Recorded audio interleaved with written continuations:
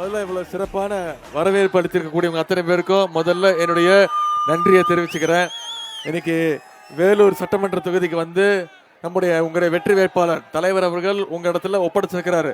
அண்ணன் கார்த்திகேயன் அவர்களுக்கு உதயசூரியன் சின்னத்துல நீங்க எல்லாம் வாக்களிக்கணும்னு உங்களை தேடி நாடி நான் வந்திருக்கிறேன். ஆனா இங்க வந்து பார்த்து உங்களுடைய எழுச்சி எல்லாம் பார்க்கும்போது நீங்க ஏற்கனவே முடிவு பண்ணிட்டீங்க, வெற்றியை டிசைட் பண்ணி வச்சிட்டீங்க. கரெக்டா? கரெக்டா? என்ன முடிவு பண்ணி வச்சிருக்கீங்க? என்ன முடிவு பண்ணி வச்சிருக்கீங்க? கைய வசதி காட்டுங்க. எந்த சின்னம்? உதயசூரியன் சின்னத்துல அண்ணன் கார்த்திகேயன் அவர்களுக்கு மிகப்பெரிய வாரியான வாக்கு வித்தியாசத்துல ஜெயிக்க வைக்கணும். செய்வீங்களா? போன சட்டமன்ற தேர்தலில் அண்ணன் கார்த்திகேயன் அவர்களை கிட்டத்தட்ட 10,000 வாக்கு வித்தியாசத்துல நீங்க ஜெயிக்க வச்சிருக்கீங்க. இந்த முறை மினிமம் குறைஞ்சது 25,000 வாக்கு வித்தியாசத்துல உதயசூரியன் சின்னத்தை நீங்க ஜெயிக்க வைக்கணும். செய்வீங்களா? நிச்சயம் செய்வீங்களா? முதல்ல இந்த சிறப்பான நிகழ்ச்சியை ஏற்பாடு செஞ்சிருக்கக்கூடிய நம்முடைய மாவட்ட கழக செயலாளர் நந்தகுமார் அவர்களுக்கும், நாடாளுமன்ற உறுப்பினர் சகோதரர் கதிர் ஆனந்த் அவர்களுக்கும், மாவட்ட அவைத்தலைவர் அண்ணன் திரு முகமது சகி அவர்களுக்கும், மாவட்ட பொருளாளர் அண்ணன் தாமோதரன் அவர்களுக்கும், தலைமை செயற்குழு உறுப்பினர் அண்ணன் ஆர்பி ஏழுமலை அவர்களுக்கும், பொதுக்குழு உறுப்பினர்கள் கதிரேசன், அன்பநிதி, சந்திரசேகரன் உள்ளிட்ட பொதுக்குழு உறுப்பினர்களுக்கும், மாநகர துணை செயலாளர்கள் தங்கமணி ஆனந்தன், முன்னா ஷெரீப் உள்ளிட்டோருக்கும், மாநகராட்சி மேயர் சுஜாதா ஆனந்தகுமார் அவர்களுக்கும், ஒன்றிய பகுதி பேரூர் கழக செயலாளர்கள் ஞானசேகரன், சசிகுமார், கணேஷ் சங்கர், தயால்ராஜ், விஜிகே சுந்தர விஜய், சத்யமூர்த்தி, பாலமுரளி கிருஷ்ணா, முனவர் ஷா, பாஷா, முருகப்பெருமான், மாவட்ட இளைஞரணி அமைப்பாளர் சகோதரர் ராஜமார்த்தாண்டன், மாநகர இளைஞரணி அமைப்பாளர் திரு ரவிக்குமார், இளைஞரணி துணை அமைப்பாளர்கள் பாலாஜி, பன்னீர்செல்வம், சதீஷ், இப்ராஹிம், தினேஷ்குமார், இளைஞரணி உள்ளிட்ட அனைத்து சார்பு அணிகளுடைய நிர்வாகிகளுக்கும், நம்முடைய மதச்சார்பற்ற முற்போக்கு கூட்டணி கட்சியைச் சேர்ந்த என்னுடைய அருமை சகோதரர்கள் இந்திய தேசிய காங்கிரஸ், தேசிய முற்போக்கு திராவிட கழகம், இந்திய கம்யூனிஸ்ட் கட்சி, மார்க்சிஸ்ட் கம்யூனிஸ்ட் கட்சி, விடுதலை சிறுத்தைகள், மறுமலர்ச்சி திராவிட முன்னேற்ற கழகம், இந்திய யூனியன் முஸ்லிம் லீக், மனிதநேய மக்கள் கட்சி, கொங்கு நாடு மக்கள் தேசிய கட்சி, மனிதநேய ஜனநாயக கட்சி, மக்கள் நீதி மையம், தமிழ் புலிகள் கட்சி, எஸ்டிபிஐ, இந்திய குடியரசு கட்சி உள்ளிட்ட அனைத்து தோழமை கட்சிகளை சேர்ந்த சகோதரர்களுக்கும், இங்கு பெருமளவு வந்திருக்கக்கூடிய தாய்மார்கள், அக்காக்களுக்கும், தங்கைகளுக்கும், பாட்டிகளுக்கும், அம்மாக்களுக்கும், முத்தமிழர் டாக்டர் கலைஞருடைய உயிரினும் மேலான அன்பு உடன்பிறப்புகள் உங்க அத்தனை பேருக்கும் முதல்ல என்னுடைய நன்றியை நான் தெரிவிச்சுக்கிறேன். வருகின்ற 23ஆம் தேதி, இன்னைக்கு தேதி 1, 23ஆம் தேதி தேர்தல். இன்னும் நம்ம கைகளில் 22 நாட்கள் இருக்கு.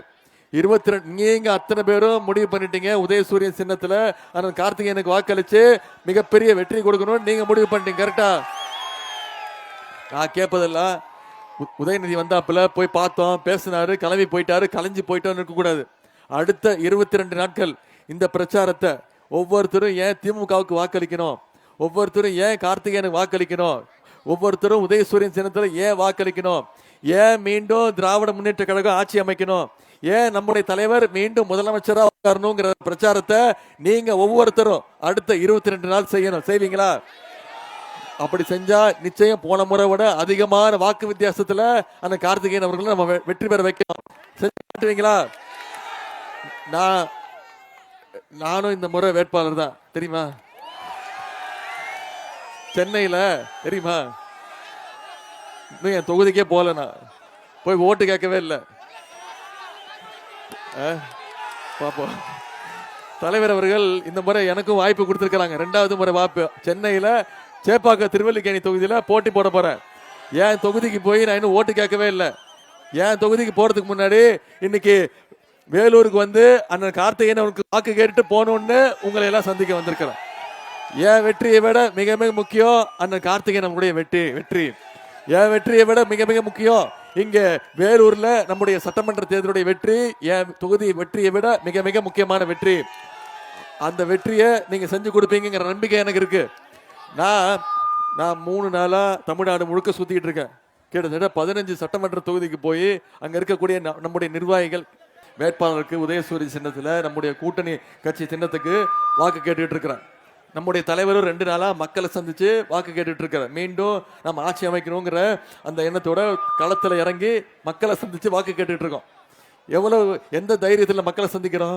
நாம 5 வருஷமா என்னென்ன வாக்குறுதி கொடுத்தோமோ அதெல்லாம் செஞ்சு முடிச்சிருக்கிறோங்கிற அந்த நம்பிக்கையோடு இன்னைக்கு மக்களை சந்திக்க வந்திருக்கிறோம். உதாரணத்துக்கு இன்னைக்கு இங்க வேலூர் தொகுதியில் எத்தனை சாதனைகள் செஞ்சிருக்கிறோம், எத்தனை திட்டங்கள். வேலூரில் அமைஞ்சிருக்கக்கூடிய பென்ட்லாண்ட் அரசு மருத்துவமனை வளாகத்தில் சுமார் 200 கோடி ரூபாய் மதிப்பீட்டில் பன்னோக்கு உயர் சிறப்பு மருத்துவமனை, பன்னோக்கு உயர் சிறப்பு மருத்துவமனை, மல்டி ஸ்பெஷாலிட்டி ஹாஸ்பிட்டல் அண்ணன் கார்த்திகேயன் அவர்கள் உங்களுக்கு கொண்டு வந்து கொடுத்திருக்கிறார்.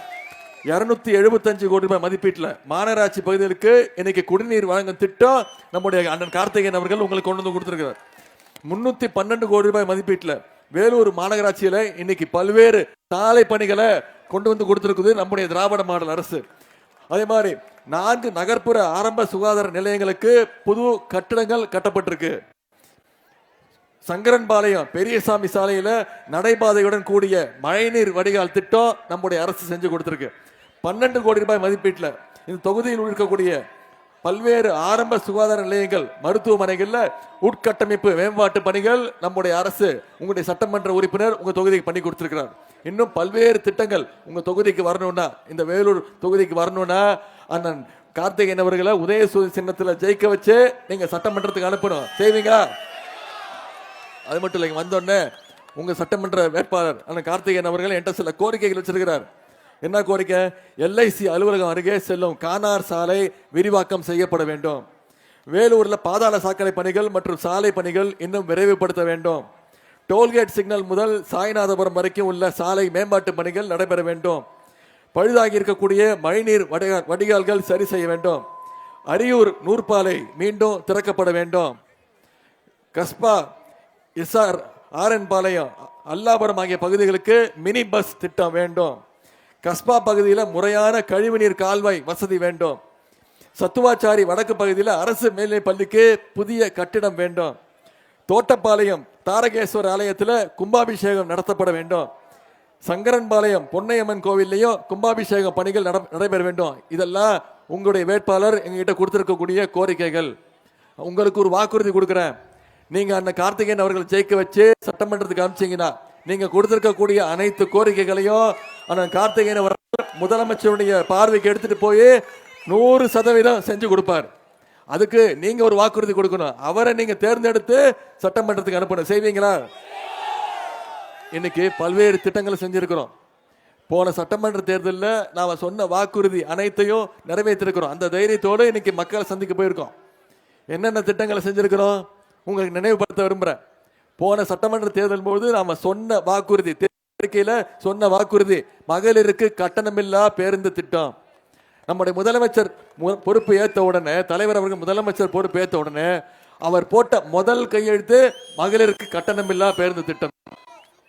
ஒவ்வொரு மகளிரும் கிட்டத்தட்ட 900 ரூபாயிலிருந்து 1000 ரூபாய் வரைக்கும் இந்த கட்டணமில்லா பேருந்து திட்டத்தின் மூலம் சேமிச்சிருக்கிறாங்க. குழந்தைங்க பள்ளிக்கூடத்துக்கு வரணும், வந்து பசி இல்லாம படிக்கணும் அப்படின்னு முதலமைச்சர் காலை உணவு திட்டம் 1ஆம் வகுப்புலேருந்து 5ஆம் வகுப்பு வரை படிக்கக்கூடிய குழந்தைங்க அத்தனை பேருக்கும் முதல் தரமான காலை உணவு, அதன் பிறகு தரமான கல்வி. சரி, பசங்க குழந்தைங்க பள்ளிக்கூடத்துக்கு வந்துட்டாங்க, காலேஜுக்கு போகணும்ல, அதனால அரசு பள்ளியில் படிக்கக்கூடிய குழந்தைங்க எந்த கல்லூரியில் போய் சேர்ந்தாலும், தனியார் கல்லூரியாக இருந்தாலும் அவங்க ஒவ்வொருத்தருக்கும் மாசம் 1000 ரூபாய் கல்வி ஊக்கத்தொகை நம்முடைய அரசு வழங்கியிருக்கு. 13 லட்சம் மாணவ மாணவிகள் இந்த திட்டத்தில் பயன்பெற்று இருக்கிறாங்க. அது மட்டும் இல்ல, இப்ப சமீபத்தில் 2 மாசத்துக்கு முன்னாடி நம்முடைய முதலமைச்சர் அவர்கள் 10 லட்சம் மாணவ மாணவிகளுக்கு இலவச லேப்டாப் திட்டத்தை செயல்படுத்தி ஒரே மாசத்துல கொடுத்து முடிச்சிருக்கிறோம். இன்னைக்கு அதிமுக ஒரு பொய் பிரச்சாரத்தை சொல்லிட்டு வராங்க. என்ன? லேப்டாப் திட்டம் அதிமுக கொண்டு வந்த திட்டம், நாம முடக்கிட்டோம் அப்படின்றாங்க. உண்மைதான், அதிமுக கொண்டு வந்த திட்டம் தான் லேப்டாப் கொடுக்கிற திட்டம். ஆனா அதிமுக ஆட்சியில ஸ்கூல் படிக்கிற குழந்தைங்களுக்கு லேப்டாப் கொடுத்துட்டு இருந்தாங்க, பள்ளிக்கூட குழந்தைங்களுக்கு லேப்டாப் கொடுத்தாங்க. 2019ஆம் ஆண்டு அதிமுக ஆட்சி இருக்கும் போதே அந்த திட்டத்தை நிப்பாட்டியாச்சு, அவங்க நிப்பாட்டிட்டாங்க. ஆனா நம்முடைய முதலமைச்சர் என்ன பண்ணாரு? இந்த லேப்டாப் கொடுக்கிற திட்டம் பள்ளிக்கூட குழந்தைகளை விட கல்லூரி படிக்கிற மாணவர்களுக்கு கொடுத்தா இன்னும் பயனுள்ளதா இருக்கும். நான் உங்க மேற்படிப்பு படிக்கணும்னா, ஒரு இடத்துல போய் வேலைக்கு சேரணும்னா, ப்ராஜெக்ட் ரெடி பண்ணணும்னா இந்த லேப்டாப் அவங்களுக்கு உபயோகமா இருக்கும்னு இன்னைக்கு 10 லட்சம் லேப்டாப்புகளை ஒரே மாசத்துல நம்முடைய திராவிட மாடல் அரசு கொடுத்திருக்கு. இப்படி பல்வேறு திட்டங்களை நிறைவேற்றிருக்கிறோம். கலைஞர் மகளிர் உரிமை தொகை, இங்க வந்திருக்கக்கூடிய மகளிருக்கு தெரியும், 1,31,00,000 மகளிருக்கு மாசம் 1000 ரூபாய் கடந்த 3 வருஷம் நம்முடைய முதலமைச்சர் கொடுத்திருக்கிறார். இந்த மகளிர் உரிமை தொகை திட்டத்தை தேர்தலை காரணம் காட்டி பாஜகவும் அதிமுகவும் எப்படியாவது நிப்பாட்டணும்னு சூழ்ச்சி பண்ணாங்க. 3 மாசம் நிப்பாட்டுறதுக்கான வேலைகள் நடந்துச்சு. இதை தெரிஞ்சுக்கிட்ட, இந்த சூழ்ச்சியை தெரிஞ்சுக்கிட்ட நம்முடைய முதலமைச்சர் என்ன பண்ணாரு, பிப்ரவரி மாசம், மார்ச் மாசம், ஏப்ரல் மாசம் 3 மாசத்துக்கு சேர்த்து 3000, கோடை கால சிறப்பு நிதியா 2000, 1,31,00,000 மகளிருக்கு 5000 ரூபாய் நம்முடைய முதலமைச்சர் ஒரே பேமெண்ட்ல கொடுத்தாரு. பிப்ரவரி மாசம் முதலமைச்சர் காலையில 6:30 மணிக்கு அக்கௌண்ட்ல காசு போட்டாரு. ஆனா நம்ம மகளிர்லாம் காலைல 9 மணிக்கெல்லாம் பேங்குக்கு போய் எடுத்துட்டாங்க. ஏன்? மோடி மேல அவ்வளவு நம்பிக்கை. அந்த காசையும் மோடி உருவிட போறாரு, நம்ம முதலமைச்சர் நம்ம கொடுத்திருக்கிறாரு, அந்த பணத்தையும் மோடி உருவிட போறாருன்னு மகளிர் போய் 9 மணிக்கெல்லாம் எடுத்துட்டாங்க. இதுதான் இப்படி பல்வேறு திட்டங்கள். இன்னைக்கு நம்ம முதலமைச்சர் இன்னொரு வாக்குறுதி கொடுத்திருக்கிறாரு. மகளிர் உரிமை தொகை திராவிட மாடல் 2.2 ஆட்சி அமைஞ்சோன்னு 1000 ரூபாய் உயர்த்தி 2000 ரூபாய் கொடுப்பேன்னு நம்முடைய முதலமைச்சர் வாக்குறுதி கொடுத்திருக்கிறாங்க. நம்ம முதலமைச்சர்கள் சொன்னா செய்வாங்க. இன்னைக்கு பல்வேறு கட்சிகள் வாக்குறுதி கொடுக்கறாங்க. ஆனா நம்ம தமிழ்நாட்டு மக்கள் நம்முடைய வாக்குறுதியை நம்புறாங்க. ஏன்னா இவங்க சொல்றதான் செய்வாங்க, செய்யறதா சொல்லுவாங்கங்கிற திராவிட மாடல் அரசு நம்முடைய முதலமைச்சர் அவர்கள். அதே மாதிரி காலை உணவு திட்டம் 5ஆம் வகுப்பு வரைக்கும் இருக்கு, அதை உயர்த்தி 8ஆம் வகுப்பு வரைக்கும் காலை உணவு திட்டம் விரிவுபடுத்தப்படும். ஓஏபி முதியோர் உதவி தொகை இன்னைக்கு 1200 வாங்கிட்டு இருக்காங்க மாசம் மாசம், அதை உயர்த்தி 2000 ரூபாய் கொடுப்போம்னு நம்முடைய முதலமைச்சர் வாக்குறுதி கொடுத்திருக்கிறார். தமிழ் புதல்வன் திட்டம், புதுமை பெண் திட்டம், கல்வி உதவி தொகை 13 லட்சம் மாணவ மாணவிகள் 1000 ரூபாய் கொடுத்துட்டு இருக்கோம், அதை உயர்த்தி 1500 உயர்த்தி கொடுப்போம்னு நம்முடைய முதலமைச்சர் வாக்குறுதி கொடுத்திருக்கிறாங்க. அடுத்த 5 வருஷத்துல கல்லூரி படிக்கின்ற அனைத்து மாணவ மாணவிகளுக்கும் 35 லட்சம் மாணவ மாணவிகளுக்கு லேப்டாப் கொடுக்கப்படும் நம்முடைய தலைவர் வாக்குறுதி கொடுத்திருக்கிறாங்க. அடுத்த 5 ஆண்டுகள்ல 10 லட்சம் கலைஞர் கனவு இல்ல திட்டங்கள், வீடுகள் கட்டப்பட்டு 10 லட்சம் வீடற்றவர்களுக்கு வீடு கொடுக்கப்படும் வாக்குறுதி கொடுத்திருக்கிறோம். இது எல்லாரோட மிகப்பெரிய ஒரு வாக்குறுதி கொடுத்திருக்கிறோம். இங்க இருக்க மகளிருக்கு தெரியும், இல்லத்தரசி கூப்பன் ஆட்சி அமைஞ்சோடனே நம்முடைய முதலமைச்சர் அனைத்து மகளிருக்கும் 8000 ரூபாய் மதிப்புள்ள ஒரு கூப்பன் வழங்கப்படும். அந்த கூப்பனை வச்சு உங்க வீட்டுக்கு தேவையான மின்சாதன வசதி எதுவா இருந்தாலும் உங்க இஷ்டம், டிவினா டிவி, ஃப்ரிட்ஜ்னா ஃப்ரிட்ஜ், குக்கரு, மைக்ரோவேவன், மிக்சி, கிரைண்டர் எதுவே இருந்தாலும் நீங்களே முடிவு பண்ணிக்கலாம், நீங்களே வாங்கிக்கலாம். இதெல்லாம் நிறைவேற்றணும். திராவிட முன்னேற்ற கழகம் ஆட்சி அமைக்கணும், மீண்டும் நம்முடைய தலைவர் முதலமைச்சர் நாற்காலியில் உட்காரணும். செய்வீங்களா? ஆமா, ஒவ்வொரு திட்டத்தையும் கடந்த 5 வருஷம் பார்த்து பார்த்து பண்ணதுனால தான் இன்னைக்கு கடந்த அதிமுக ஆட்சியில் தமிழ்நாடு எந்த நிலைமையில் இருந்ததுன்னு உங்களுக்கு தெரியும். கடும் நிதி நெருக்கடி, ஒன்றிய அரசு எந்த விதத்திலையும் நமக்கு சப்போர்ட் பண்ணல. நாம இவ்வளவு சாதனைகளை செஞ்சிருக்கிறோம். தமிழ்நாடு இன்னைக்கு இந்தியாவிலேயே வளர்கின்ற மாநிலங்கள்ல நம்பர் 1, வளர்கின்ற மாநிலங்கள்ல 11.19% வளர்ச்சியோடு இன்னைக்கு நம்பர் 1 ஸ்டேட் நம்முடைய தமிழ்நாடு. அதுக்கு காரணம் நம்முடைய திராவிட மாடல் அரசு.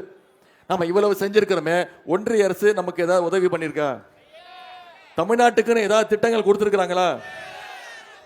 போன ஒன்றிய அரசுடைய பட்ஜெட்ல தமிழ்நாட்டுக்கு எந்த திட்டமும் இல்லை, தமிழ்நாடுங்கிற பேரே இல்லை.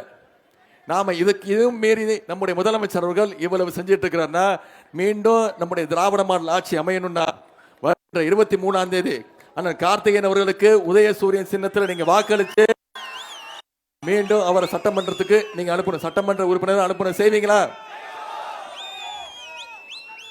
நான் உங்களை எல்லாம் அன்போடு கேட்கிறேன், பண்போடு கேட்கிறேன், பாசத்தோடு கேட்கிறேன், உரிமையோடு கேட்கிறேன், உங்கள் வீட்டு பிள்ளையாக இருந்து கேட்கிறேன், தலைவருடைய மகனாக இருந்து கேட்கிறேன். இன்னும் பெருமையா பூரிப்பா சொல்லணும்னா முத்தமிழர் டாக்டர் கலைஞருடைய பேரனாக இருந்து அண்ணன் கார்த்திகேயன் அவர்களுக்கு வாக்களியுங்கள். உங்களுடைய அன்புக்கும் ஆதரவுக்கும் நன்றி, நன்றி, நன்றி.